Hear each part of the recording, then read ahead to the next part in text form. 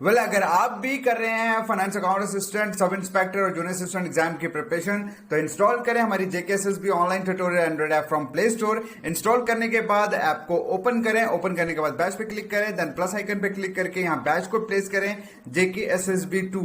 JKSSB सारा एक साथ है और सारा स्मॉल लेटर में होगा। बैच कोड एंटर करने के बाद ओके कर दें और आप हमारे बैच में ऐड हो जाओगे। इस बैच में आपको lectures, practice sets, doubt clearance जैसी सभी फैसिलिटीज प्रोवाइड की जाएंगी। Thank you. Hello everyone, I welcome you all to my next lecture. Hope you all are doing good. Today we are going to discuss past tense and I hope we finish all the 4 aspects of past tense in this lecture only. Otherwise it may take one more lecture.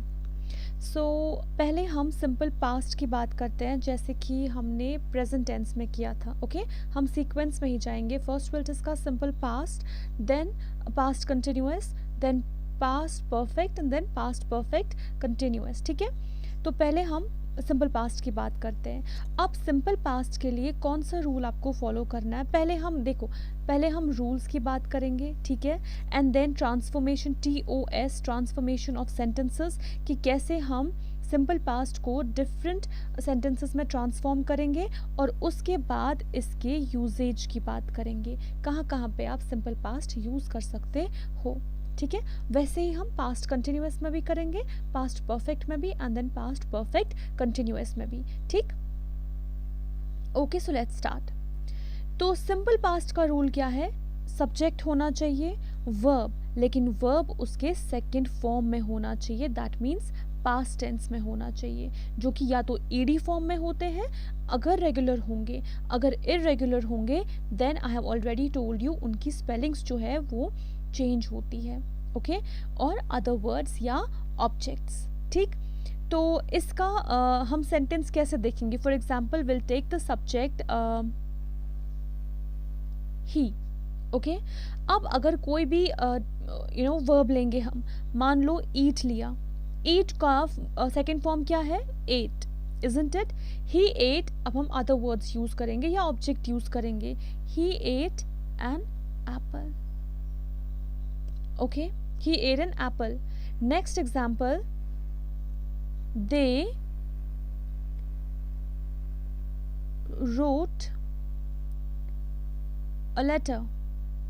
Okay, they क्या है? Subject है। Road क्या है? Verb है, लेकिन इसके second form में है, और ये इरेगुलर वर्ब है। क्यों? क्योंकि ये ईडी में एंड नहीं होता है, it doesn't end with ED. Okay, so ऐसे आप सिंपल पास्ट सेंटेंसेस को आइडेंटिफाई कर सकते हो। उसमें क्या होना चाहिए? सब्जेक्ट होना चाहिए, वर्ब उसके सेकंड फॉर्म में होना चाहिए, एंड देन अदर वर्ड्स। उसके बाद जैसे हमने सिंपल प्रेजेंट में देखा था, कौन से ऑक्सिलरी वर्ब्स यूज होते हैं? One is do, another is does, और इनका पास्ट क्या है? That is did. So did is the auxiliary verb which you are going to use in the past simple. Simple past में कौन सा auxiliary verb आप यूज करोगे? Did. Okay, अब यहाँ पे आपको एक रूल याद रखना है, एक चीज याद रखनी है कि आप तो सिंपल पास्ट में वर्ब को सेकंड फॉर्म में यूज करते हो, उसके पास्ट टेंस में यूज करते हो, पास्ट फॉर्म में, है ना। लेकिन जब आप डिड को यूज करोगे, क्योंकि डिड आप इफेक्टिव फॉर्म में यूज करते हो, नेगेटिव फॉर्म में यूज करते हो, और क्वेश्चन फॉर्म में भी यूज करते हो। If you want to change a simple past a sentence which is in the simple past into the negative one or into an interrogative one, तो वहाँ पर आपको auxiliary verb तो यूज़ करना ही है। लेकिन जब आप ये auxiliary verb did यूज़ करते हो, तो जो भी verb इसके साथ आप यूज़ करोगे, past tense की ही बात हो रही है, वो सेकेंड फॉर्म में नहीं होगा। डिड के साथ जो भी वर्ब आप यूज कर रहे हो वो सेकेंड फॉर्म में नहीं होगा, तो फिर किस फॉर्म में होगा? वो फर्स्ट फॉर्म में होगा। Okay, never use two past tenses in the same sentence. I'll repeat, never use two past tenses in the same sentence. तो अगर आप did यूज करोगे और verb को सेकेंड फॉर्म में यूज करोगे, तो आ गए ना दो पास्ट टेंसेस एक ही सेंटेंस में। एक तो did भी पास्ट टेंस है और verb सेकेंड फॉर्म में भी पास्ट टेंस में ही होता है। तो रूल क्या है? If you are using did in a sentence, जो कि आपको यूज़ करना ही है जब भी आप सिंपल पास्ट सेंटेंस को नेगेटिव में या इंटरोगेटिव क्वेश्चन में चेंज करोगे, तो वहाँ पर आपको डिड के साथ वर्ब जो है वो फर्स्ट फॉर्म में यूज़ करना है. ओके, फॉर एग्जाम्पल आपने अभी कहा ही एट एन एप्पल, इसको पहले हम इफेक्टिव फॉर्म में लिखते हैं. मैंने प्रेजेंट सिंपल के टाइम भी आपको इफेक्टिव फॉर्म पढ़ाया था, when you want to lay emphasis on the action that you are doing. ठीक है, तो इफेक्टिव फॉर्म में ही एट एन एप्पल कैसे लिखोगे आप?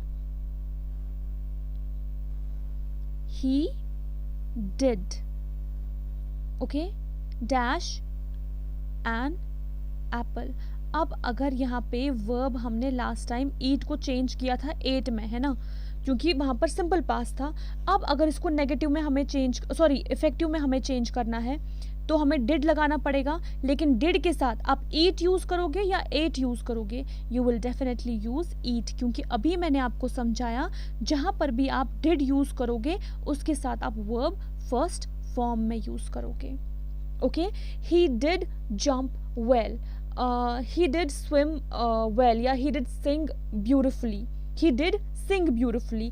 sang यहाँ पे नहीं आएगा. जो भी कोई verb आप लोगे, ठीक है, अगर take लोगे तो आप took यहाँ पे नहीं लिख सकते हो. he did took गलत होगा. he did take, he did give, he did jump, jumped नहीं आएगा.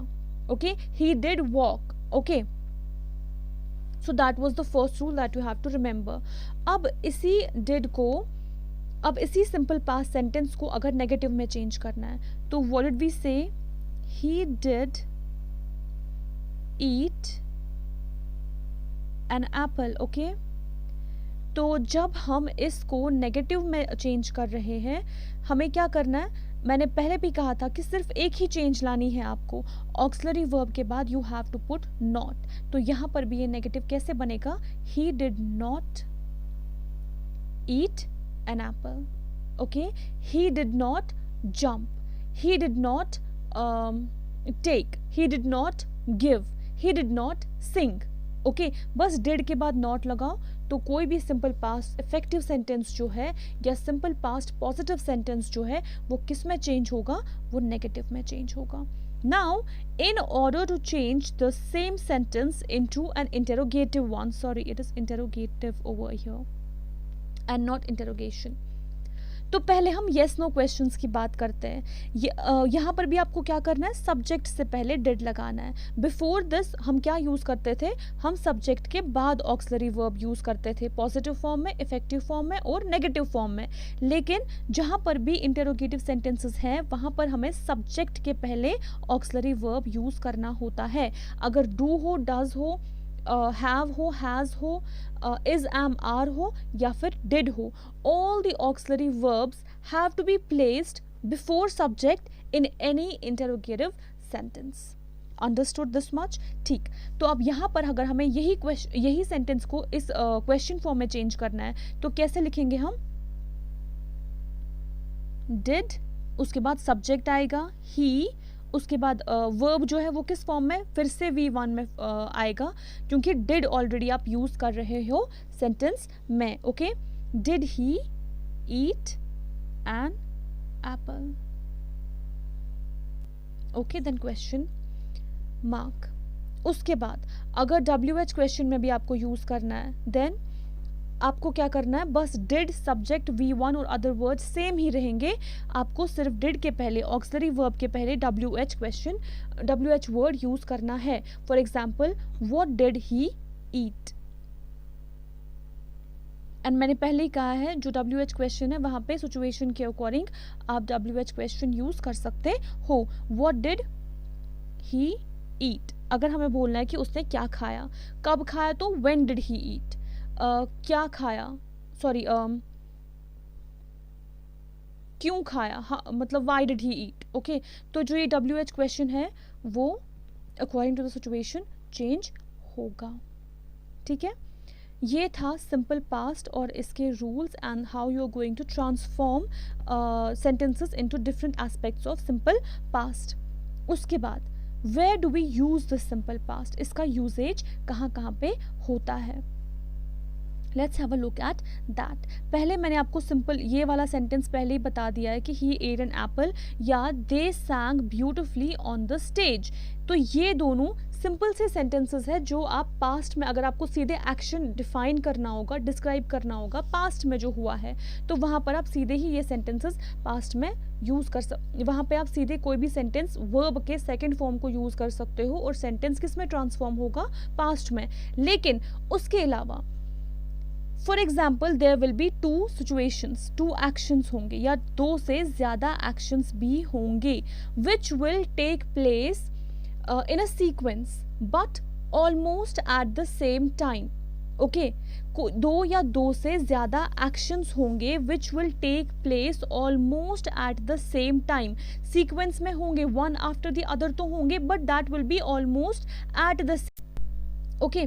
तो वहाँ पर आप क्या करोगे, मीन्स कोई सीक्वेंस को यहाँ पे हटाई दो, कोई दो एक्शंस हो रहे हैं, पैरेलल एक्शंस हो रहे हैं, एक साथ ही हो रहे हैं, एक ही टाइम पे हो रहे हैं, ठीक है। तो वहाँ पर आप क्या करोगे, अगर पास्ट टेंस में पहला एक्शन तो दूसरा भी पास्ट टेंस में ही होगा। Like he saw me by chance and stopped the car. तो उसने मुझे देखा बाय चांस और वहीं पे गाड़ी रोक दी, ठीक है। तो पहले देखा बाद में गाड़ी रोकी, बट जो ये दोनों एक्शंस है it happened almost at the same time. Okay, तो यहाँ पर आप कंजक्शन यूज करते हो। ओके, जब आप दो एक्शंस की बात करते हो दोनों पास्ट टेंस में ही होंगे। अदरवाइज इसका एक और एक्सेप्शन भी है जिसके बारे में हम आगे बात करेंगे, जो पास्ट परफेक्ट में होता है। यहाँ पर मैं आपको बोल रही हूँ दो एक्शंस अगर एक ही टाइम पे, ऑलमोस्ट एक ही टाइम पे दे विल टेक प्लेस, तो वहाँ पर आप क्या करोगे, दोनों पास्ट टेंस में ही होने चाहिए। And you use conjunction over there. Usually आप कौन सा कंजक्शन यूज करते हो, before.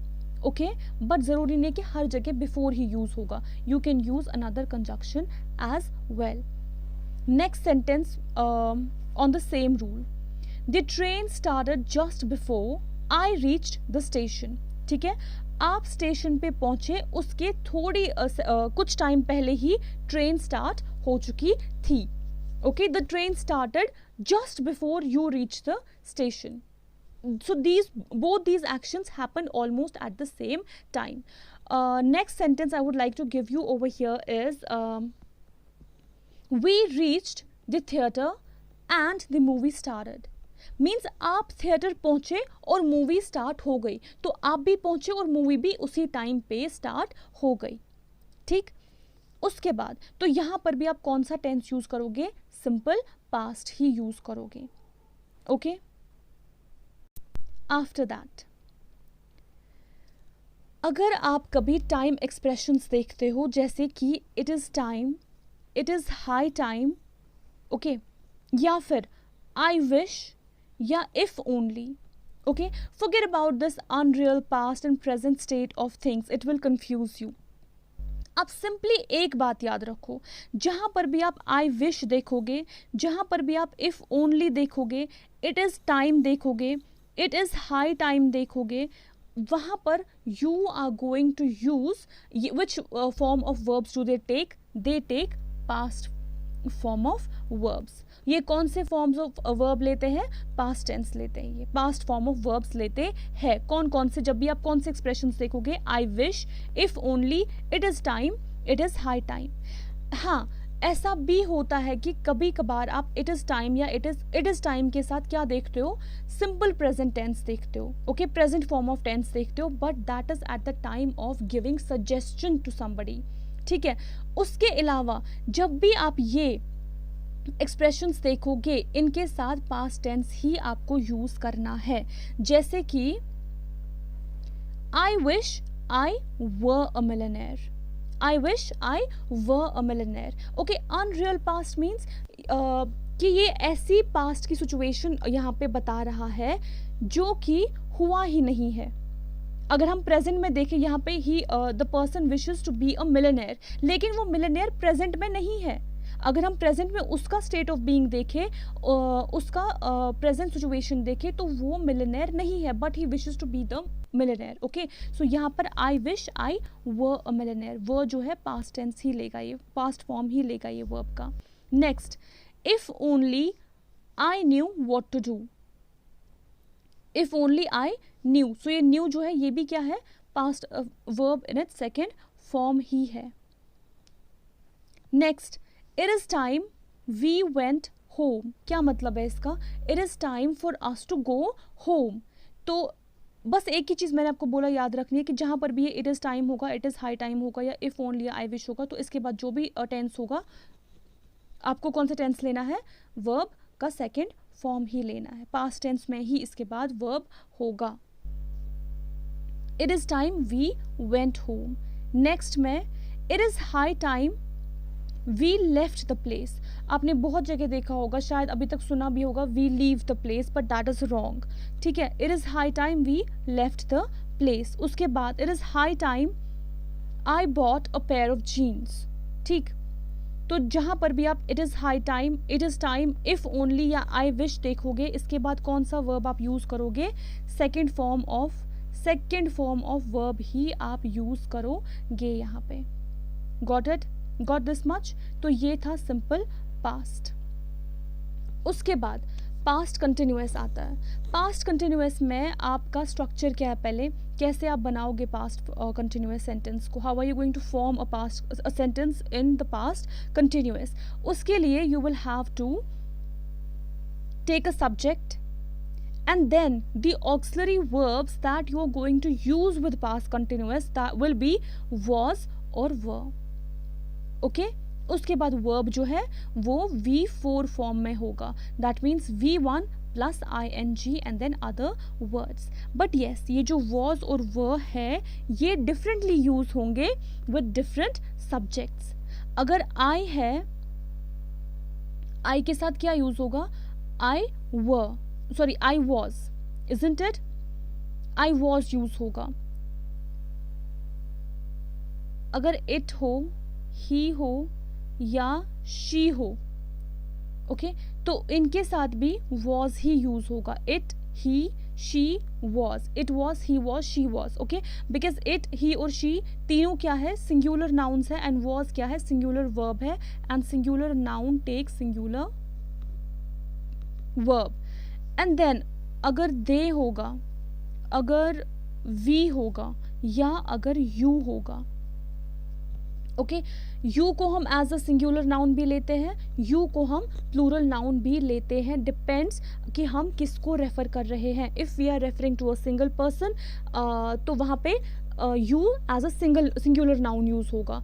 If we are referring it to the different many people together, तो वहाँ पर यू जो है वो as a plural noun use होगा. तो दे, यू और वी जो है, इनके साथ कौन सा ऑक्सिलरी वर्ब यूज होगा, वो यूज होगा. ठीक है, so if you have to write the sentence in past continuous, कैसे लिखोगे आप, he was teaching, okay, we were playing, isn't it? He क्या है, सब्जेक्ट है, was क्या है, ऑक्सिलरी वर्ब है, और टीचिंग क्या है, मेन वर्ब है, लेकिन किस फॉर्म में है, फोर्थ फॉर्म में है. ओके, यहाँ पर भी वी क्या है, सब्जेक्ट है, वर क्या है, ऑक्सिलरी वर्ब है, और प्लेइंग क्या है, verb in its fourth form. So according to the rule ये सेंटेंसेस करेक्ट है. लेकिन पहले हम इनका ट्रांसफॉर्मेशन देखेंगे, उसके बाद हम इनका यूजेज देखेंगे. ठीक है, 1 second. See, I was teaching English. ठीक है, तो ये सिंपल सा सेंटेंस हो जाता है पास्ट कंटिन्यूअस का. अगर मुझे इसी सेंटेंस को नेगेटिव में चेंज करना है, तो मुझे कौन सी चेंज यहाँ पे लानी है, I simply have to use not after, was. I was not teaching, that means I wasn't teaching English. ठीक है, अब अगर यहाँ पे सेंटेंस है they were writing an essay, इसको नेगेटिव में कैसे चेंज करोगे आप, they were not writing an essay. अगर अब इंटेरोगेटिव क्वेश्चन होगा, तो वहां पर हमें क्या करना है, was को या were को हमें सब्जेक्ट से पहले यूज करना है. वॉज, कोई भी ऑक्सिलरी वर्ब हो, वॉज हो या वर हो, पास्ट कंटिन्यूअस में जो यूज़ होते हैं, हमें उन्हें अगर हमें पास्ट कंटिन्यूअस सेंटेंस को इंटेरोगेटिव फॉर्म में चेंज करना है तो वहाँ पर हमें क्या करना होगा, इस ऑक्सिलरी वर्ब को हमें सब्जेक्ट के पहले यूज़ करना होगा। Isn't it? यही मैंने अभी तक हर एक टेंस के बारे में बताया। तो क्या क्वेश्चन होगा, was I teaching English, were they writing an essay. और अगर इंटेरोगेटिव को भी अगर आपको नेगेटिव में चेंज करना होगा तो फिर कैसे लिखोगे, wasn't I teaching English, weren't they writing an essay। तो वहाँ पर आपको was के बाद not यूज़ करना है, ठीक है। किसी भी सेंटेंस को अगर नेगेटिव में चेंज करना है बस ऑक्सिलरी वर्ब के बाद not यूज़ करना है। That's the easiest way to remember how to transform any sentence into its negative form, ठीक है। यहाँ पे रूल है नेगेटिव सेंटेंस का, which is subject was were और उसके बाद नॉट, ठीक है, उसके बाद verb in its ING form. और अगर इंटेरोगेटिव क्वेश्चंस होंगे तो वॉज वर पहले आएगा, उसके बाद सब्जेक्ट आएगा and then verb in its fourth form and then other words. और अगर WH क्वेश्चन में भी चेंज करना है तो was were subject verb ING form में वहीं पे होगा, सिर्फ आगे आपको WH क्वेश्चन लगाना है। This is how you are going to change sentences in past continuous. अगर WH क्वेश्चन को चेंज करना होगा नेगेटिव में तो क्या करोगे आप, यहाँ पे WH तो वही रहेगा, बस वॉज और वर के बाद क्या यूज करोगे आप, नॉट यूज करोगे। ओके, फॉर एग्जाम्पल वो इंग्लिश क्यों नहीं पढ़ा रहा था, तो आप इस सेंटेंस को कैसे लिखोगे इंग्लिश में, why wasn't he teaching English. Let me write it here, Y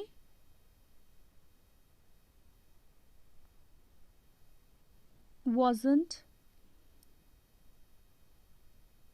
he teaching English? See whether the sentence is following the rule or not. पहले why WH question, फिर auxiliary verb, फिर not, then subject, then verb in its ing form और फिर object और other words। ठीक, इतना समझ आ गया आपको? Okay. Now we'll talk about its usage.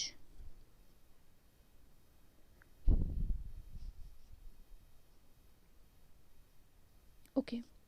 तो जब भी आपको पास्ट कंटिन्यूअस की बात करनी है, ओके, पास्ट कंटिन्यूअस कहाँ पे यूज होता है, whenever you have to talk about any unfinished ongoing action in the past।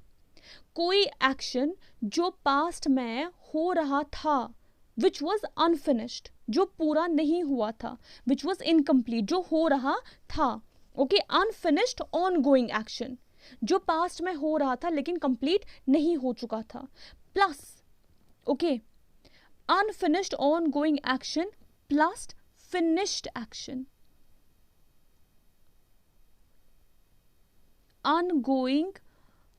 unfinished ongoing action plus finished action। Are you getting me? तो यहाँ पर वो क्या फॉर्म करता है, पास्ट कंटिन्यूअस, कि आप पास्ट में कोई एक्शन कर रहे थे जो आप पूरा नहीं कर पाए, उसके बीच में कोई दूसरा एक्शन हुआ। अब जो उसके बीच में कोई दूसरा एक्शन हुआ उसको हम क्या बोलते हैं, interrupted action in the past. और जो ये इंटरप्टेड एक्शन होता है, okay, which takes place in between the action that you were doing, ये इंटरप्टेड एक्शन जो होता है ना पास्ट में, ये कब होता है, ये उस एक्टिविटी के बीच में होता है जो आप ऑलरेडी पास्ट में कर रहे थे, ठीक है। और जो ये इंटरप्टेड एक्शन होगा ये किस में होगा, ये सिंपल पास्ट में होगा। ये किस में होगा, ये सिंपल पास्ट में होगा। सो दैट मीन्स जो आपका अनफिनिश्ड ऑनगोइंग एक्शन है वो किस में होगा, वो आपका पास्ट कंटिन्यूअस फॉर्म में होगा। और जो आपका फिनिश्ड एक्शन होगा वो आपका सिंपल पास्ट में होगा। इन दोनों को मिला के आपका पास्ट कंटिन्यूअस कंप्लीट हो जाता है। Will have a look at the sentence ताकि ये रूल जो है ये क्लियर हो जाए, ठीक है। अब इस सेंटेंस को अभी don't concentrate on this part of the sentence, will have a look at the former part of the sentence. You were studying, आप पढ़ रहे थे। देखो जो पास्ट कंटिन्यूअस का रूल है, सब्जेक्ट, एक second,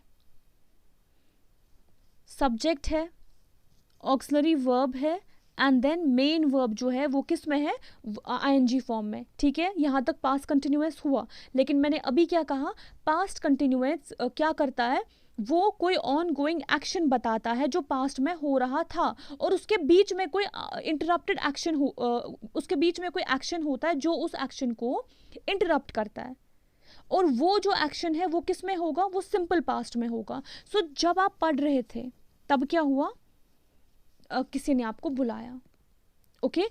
you were studying when she called, आप पढ़ रहे थे जब उसने आपको बुलाया, व्हेन शी कॉल्ड, ओके। या तो बुलाया तो कॉल किया, okay. It can be taken in both the sense. तो this is how you are going to form the past continuous sentence, ठीक है। हम नेक्स्ट सेंटेंस देखते हैं। I was cooking dinner, so मैं ये एक्शन ऑलरेडी कर रही थी जो कि पूरा नहीं हुआ था।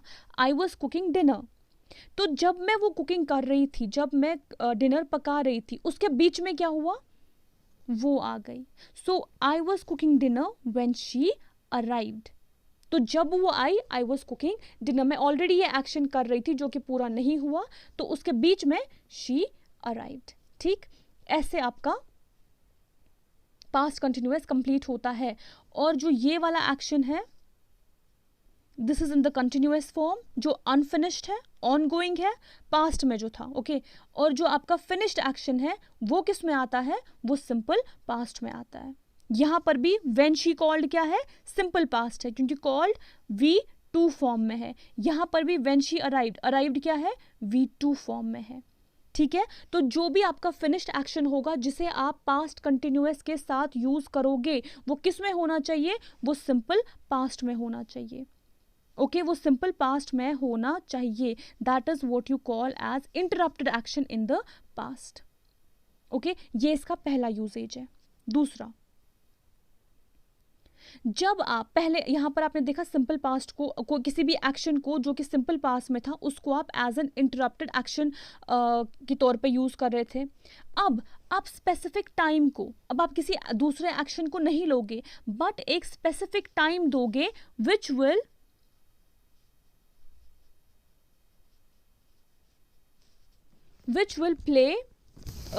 will be the interruption in the past continuous sentence, ठीक है। जो कि इंटरप्शन होगा किसका, which will behave as an interruption in the past continuous sentence, ठीक। लास्ट नाइट एट 6 PM, तो आपने एक स्पेसिफिक टाइम दिया, यहां पर आपने कोई एक्शन सिंपल पास में नहीं बताया, सिर्फ एक स्पेसिफिक टाइम दिया कि लास्ट नाइट एट 6 PM आप क्या कर रहे थे, आई वॉज ईटिंग डिनर। तो आई वॉज ईटिंग डिनर जो है ये आपका पास्ट कंटिन्यूअस सेंटेंस है कि आप ये एक्शन कर रहे थे लेकिन ये पूरा नहीं हुआ था, ये ऑन गोइंग प्रोसेस में था।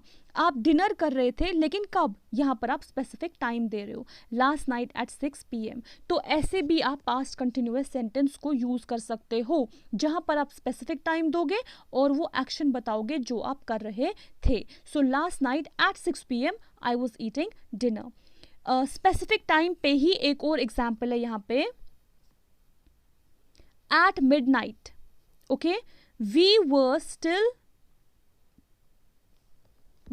at midnight we were still dancing on the floor. So this was the action that was unfinished, ongoing in the past, और आपने यहाँ पर क्या दिया है एज एन इंटरप्शन, यहाँ पर आपने स्पेसिफिक टाइम को दिया है, ओके।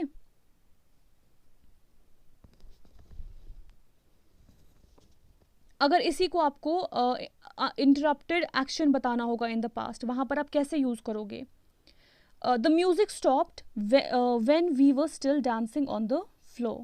ओके या we were still dancing on the floor when the music stopped, वहां पर पहला वाला यूज होगा. Isn't it? Interrupted action in the past. So जब मैं बोल रही हूँ the music stopped, वो किस फॉर्म में है? वो सिंपल पास्ट में है. ओके तो ये दो यूजेज आपने यहाँ पे सीख ली. एक interrupted action in the past, वो किस फॉर्म में होना चाहिए? सिंपल पास्ट में. और दूसरा, अगर आप ये नहीं दे रहे हो तो क्या देना है आपको? स्पेसिफिक टाइम देना है. ठीक है, जब वो ऑन गोइंग एक्शन, जो आप अनफिनिश्ड एक्शन है जो आप कर रहे थे. ओके एक और यूजेज है इसका, वो क्या है? आई वॉज, जब दो पैरेलल एक्शंस हो रहे हो, जब दो एक्शंस एक टाइम पे हो रहे हो, जैसे आई was studying while he was making dinner. तो आप पढ़ रहे थे और उसी टाइम पे कोई दूसरा बंदा क्या कर रहा था? वो कोई दूसरा काम कर रहा था. तो दोनों काम एक साथ ही चल रहे थे, दोनों काम एक साथ ही हो रहे थे by two different people. I was studying while he was making dinner. एक और एग्जाम्पल यहाँ पे देते हैं इसकी, I was playing while she was studying. Okay और she was playing and her brother was studying. Okay जरूरी नहीं है कि वाइल ही आप दो यहाँ पे. ओके इसके बाद will have a look at the difference कि आप वाइल और व्हेन कहाँ पे यूज़ कर सकते हो पास्ट कंटिन्यूअस सेंटेंस में. जब दो एक्शंस एक साथ हो रहे हैं तब हम वाइल भी, एक पहला यूज़ है इसका, तब हम वाइल यूज़ कर सकते हैं. जैसे कि आपने यहाँ पर देखा, I was studying while he was making dinner. So जब भी यहाँ पर एक्चुअली जो इसके पहले मैंने सेंटेंस दिया था, आप व्हेन यूज़ नहीं कर सकते हो, क्योंकि जब भी आप दो एक्शंस एक साथ जब दो एक्शंस की बात एक साथ हो रही है तो आपको वाइल ही यूज़ करना है. Why am I not able to write on it, 1 second. जब भी दो एक्शंस की बात हो रही हो तो आपको वाइल ही यूज करना है. You can not use when. So do excuse me for that particular sentence which I quoted over there. ठीक, तो इसके अलावा वाइल और व्हेन आप कहाँ पे यूज़ कर सकते हो? बस इजी सा रूल है जो आपको याद रखना है. जहाँ पर भी आप व्हेन यूज़ कर रहे हो उसके बाद आपको सिंपल पास्ट यूज़ करना है. व्हेन के बाद आप क्या यूज़ करोगे? Simple past. वाइल के बाद आप क्या यूज़ करोगे? Past continuous. Okay verb, while के बाद वर्ब जो है वो कंटिन्यूअस फॉर्म में होगा, और व्हेन के बाद वर्ब क्या होगा? वो सिंपल पास्ट में होगा. ठीक है, जैसे यहाँ पे आई was driving when she called. मैं ड्राइव कर रही थी जब उसने कॉल किया. जब उसने कॉल किया तो व्हेन यूज हुआ तो ये कॉल किस फॉर्म में है? ये verb in its second form में है. बट यहाँ पर अगर आप देखो इस सेंटेंस में, while I was driving, while के बाद वर्ब किस फॉर्म में आया? आईएनजी फॉर्म में आया. So while I was driving she called. बस यही बात आपको याद रखनी है. Whenever you are using when के बाद आप वर्ब किस फॉर्म में यूज करोगे? उसके सेकेंड फॉर्म में. ठीक है, और जब आप वाइल यूज कर रहे हो उसके वाइल के बाद आप वर्ब किस फॉर्म में यूज करोगे? उसके फोर्थ फॉर्म में, आईएनजी फॉर्म में. ठीक, this is something we have already discussed. Okay I think we have exceeded 30 minutes, so we are going to discuss past perfect tense and past perfect continuous in the next lecture. Okay, so take care. Allah Hafiz. Bye bye.